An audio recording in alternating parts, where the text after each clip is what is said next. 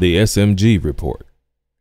Oh, Glenn Caldwell. Glenn Caldwell. All right. And you are? I'm one of the conductors this evening. Okay. As you know, there are 3 conductors.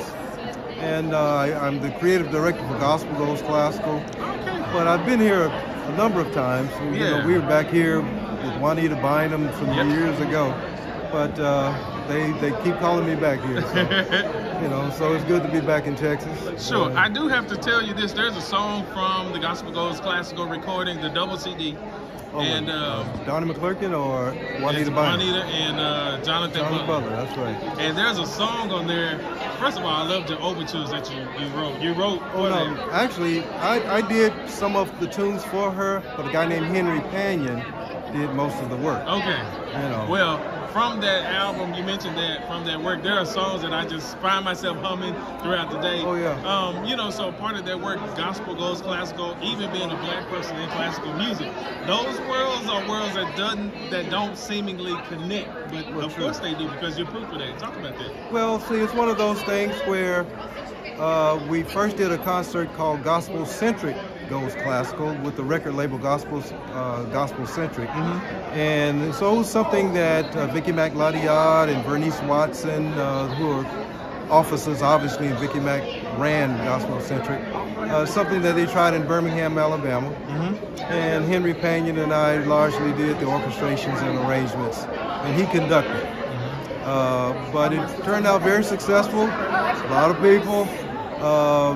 That double CD set that came out of it did very well on Billboard, to my understanding. Sure. So after that point, Vernice Watson, who was the senior VP for Gospel Centric, started Gospel Goes Classical.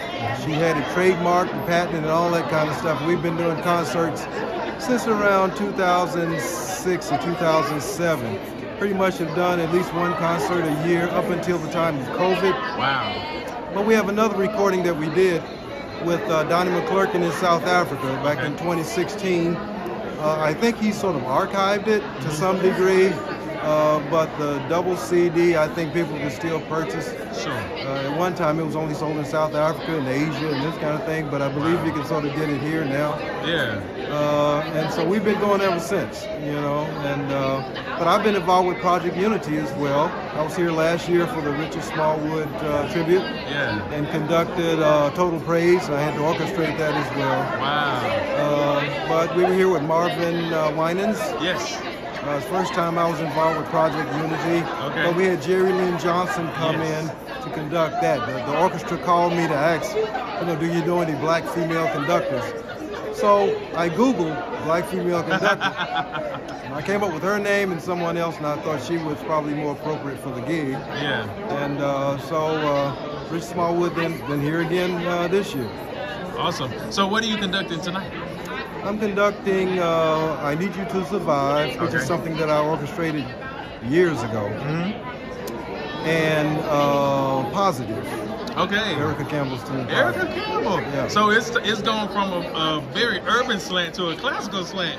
Well, yeah, I guess you could say that, but this vibe is a little different from Gospel Goes Classical. Okay. Although both still use an orchestra. Sure. Here, the rhythm section is sort of out front, and Gospel Goes Classical, we sort of mix them in with the orchestra itself. Wow. But her music is so exciting, I think people will get a gist of what we're trying to do. Awesome. Well, we're looking forward to a great show tonight. Thank you again so much for your time, and it's wonderful to see you again. Yeah, very appreciate it. All right. Appreciate it. Thank you. Yes, sir.